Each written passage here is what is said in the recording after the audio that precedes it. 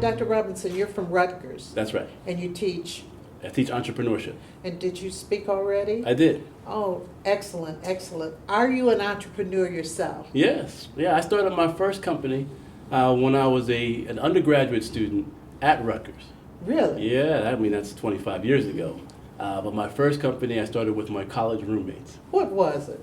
It was, well, we sold records and CDs and tapes. Does anybody even know what those are anymore? I know. Oh my goodness. Yeah, and that was the one side of the business. The other side of the business is we were making money off of the sales so that we could go to school districts, particularly urban school districts, and do college workshops. So we needed to have money to be able to do that, and so that's one side fed the other. Well, they said, get your hustle on. That's it. And we are an entrepreneurial people. Absolutely. You know, it's kind of rooted in us, but it was kind of knocked out of us for a while. Our parents thought that many of our parents in my generation thought that the only way you could really make it is get a job working for someone else. Right, a good job. A good job. That's right. Right. I know, I heard that myself a little bit. Yeah. So yeah, but of course the challenge was that, especially in the 70s and 80s, that was what we would say. And people were doing well. They were going into government jobs as well as corporations, and with various programs, initiatives around that. But like you said, we didn't do as much entrepreneurship. No, we didn't, because our families wanted us to get in something sustainable to take us into retirement and all of this, where we understand why they did it, but I look back and I would be hopeful that we could have done our own. Yeah. Well, and there's a lot of people think that when we encourage people to go into entrepreneurship, that it's only because we want them to make money, which again is the parallel to careers and corporations. But that's not the only reason or the only potential impact of people going into entrepreneurship, especially people of color. I mean, the secondary aspect is you're creating jobs. Absolutely. In communities where other people aren't going to create jobs. Right. A third area or third way is that sometimes when we create these businesses, yes, they may be making money, but they're also making other kinds of positive social impacts. Absolutely. And then there's the social capital piece. I mean, who sponsors the church, the Little League, right. The Girl Scouts and the Boy Scouts? Right. Who's doing that kind of thing in the background? I mean, that's the business owners that are doing that. And when you don't have that, and then if you don't have the sort of the all-star entrepreneurs who are able to create foundations, who can fund schools, all of a sudden, what's left? You don't have all of the infrastructure you need. So you teach entrepreneurship, right? Yeah. Now, the students who come to your class, are they mostly ones who want to start businesses, or this is a class in the business department maybe I'll just take? Well, so we have a couple of different programs. These last few years I've been teaching the graduate students. So the students who come to me are students who are, they've taken all of their other, corporate-like requirements. Mm-hmm. But now they're thinking about the long term, because they realize that in these last few years, even a corporate job is not guaranteed. So some of them were thinking, how do I get out of being in the corporate life? So they're looking at, I want to know how to write a business plan. I want to know what I need to look for. Some of them already have ideas. Some of them who take my social entrepreneurship class. Now, what is social entrepreneurship? Great question. So these are those entrepreneurs who are trying to solve problems. We often categorize people as entrepreneurs. Social issues, excellent. Right, and so these social entrepreneur types are looking at an issue, looking at a problem, trying to figure out how to deal with that. And so those folks come into my class many times from the business school, but also from the School of Social Work or at School of Education, School of Policy. They're passionate about an issue or a problem, but they want to use an entrepreneurial approach to do it. Right, because they see needs in communities also. That's right. What do you think of the Urban Entrepreneurship Symposium? Oh, yeah, it's a great thing. It's great on multiple levels.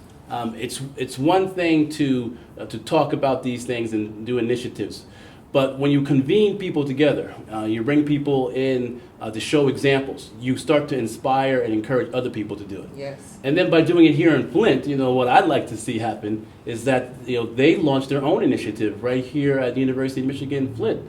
I mean, the third thing is we all get to see each other and to encourage each other and potentially collaborate with one another. And when you have an event like this, you know, it puts some energy behind the topic. It's nothing like feeling I can do this. That's right. So That's right. Look at what I could have handled something like that. Absolutely. That's what's so great about it. Yeah. And I was talking to a gentleman who was an executive for Chrysler. Mm-hmm. He just left Chrysler because 4 years ago, or maybe it was 2 years ago, they told them, well, we're not going to fund your pension anymore. Mm-hmm. He said, wait a minute.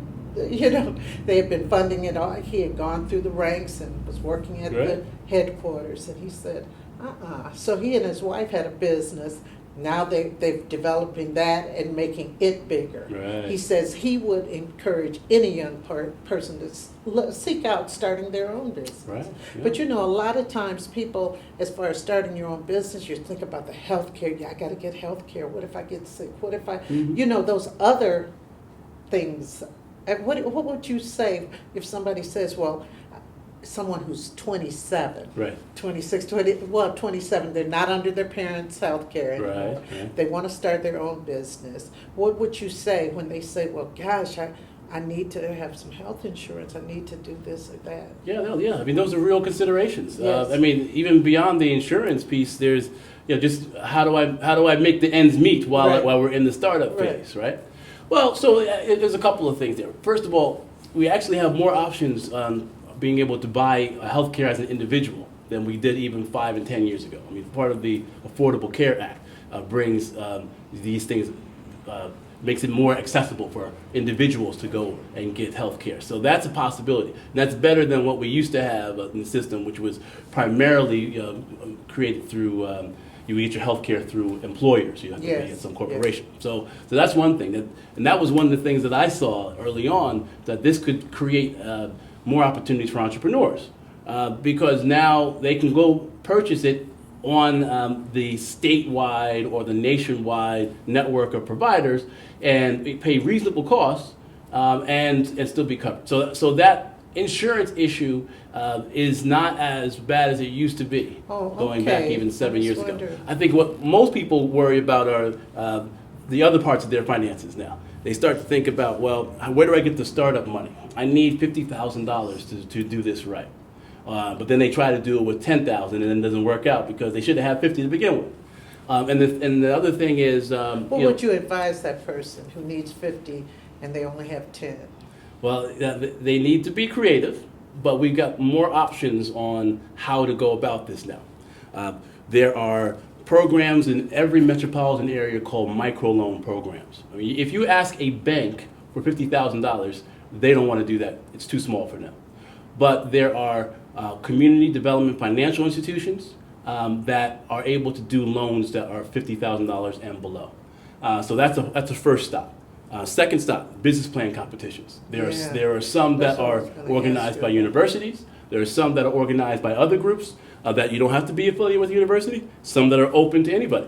And you got to put your package together. You got to seek that out. That's Where right. would you find that information? There's tons of websites on this thing, but there's one that is called bizplancompetition.com that catalogs where they all are, and you can search by region and actually find the right kind of business plan competition for you. Well, I was going to ask you, what is one of the most outrageous business ideas that you thought was outrageous but ended up being something good? Can you think of one? I can think of a couple. These are some of the ones I share with my students. When somebody first told me about Uber, I was like, that's never going to work. That's never going to work. Now I use it everywhere. I use it all around the world, so it's amazing. Somebody else I know had a proposal for a premium ice company. So premium ice is the typical ice cube. If you make an ice cube in your freezer, it's not crystal clear. It has it's a little foggy in there. Right. That's because your water that you're using and the process that you're using to make the ice is not premium. Oh. And so there are people who are connoisseurs of various liquors and spirits who want the purest ice. The clear ice. And you can buy that. You can buy that now. There are people who are selling that in different shapes and all these kind of things. I don't know how big that market is, but if you had come to me with that idea, I would have said, no way. Wow. And here's the third one that I always find kind of funny. So there's all these people now who are getting into this I guess they call it vaping or electronic cigarettes and things. Yeah. It's another one. I would say, why would anybody want to do that? But apparently it's a multi-million-dollar industry Yeah, now. smoking cessation. Yeah, People well, wanna quit that's smoking. right. That's right. And so this, sometimes you find a niche in there that you can go Yes, for it, and yes. that's the beauty of entrepreneurship. Just because I don't know about it, but you do, make your case. Absolutely. And there may be somebody out there who's willing to be an investor into that kind of business and Well, go the ride with you. With Flint on the international stage right now, what do you think their opportunities are, the citizens? Yeah, no, good. It's a great question. Well, so there's different kinds of businesses, right? So what I understand about Flint is there's about 100,000 people in this city, and apparently 20% of them are college students.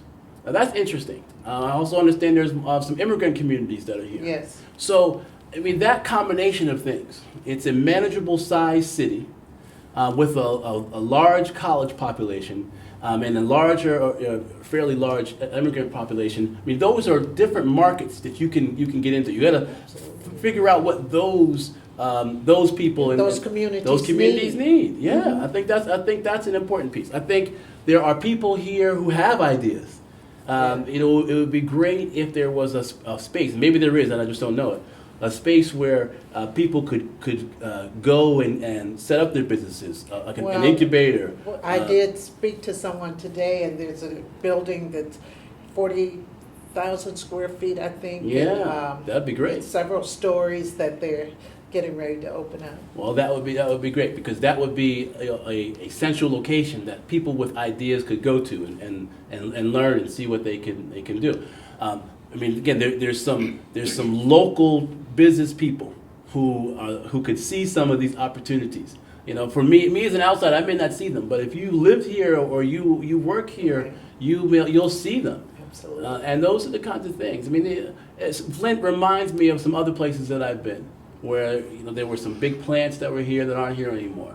But there's some large infrastructure that can be transformed into other things.